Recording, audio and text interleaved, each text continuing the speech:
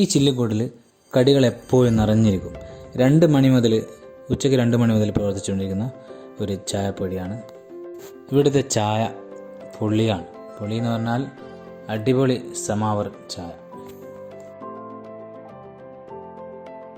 ഞാനവിടെ എത്തിയപ്പോഴേക്കും എൻ്റെ പ്ലേറ്റിലേക്ക് ചൂട് കല്ലുമുക്കായും അവിടുത്തെ സ്പെഷ്യൽ കിഴങ്ങ് പൊരിച്ചതും പരിപ്പ് വടയും എനിക്ക് അവരെടുത്ത് തന്നു. ഞാൻ ഈ അടുത്ത കാലത്തൊന്നും ഇത്രയും ടേസ്റ്റോടുകൂടില്ല കിഴങ്ങ് പൊരിച്ച് കഴിച്ചിട്ടില്ല. സംഭവം പൊളിയാണ്.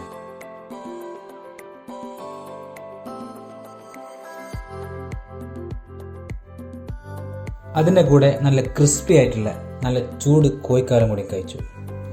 സംഭവം സൂപ്പറാണ്. പാർസൽ കൊണ്ടുപോകാനും ആളുകൾ ഇങ്ങനെ വന്നുകൊണ്ടിരിക്കുന്നുണ്ട്. നല്ല തിരക്കുള്ള ഒരു ഏരിയ.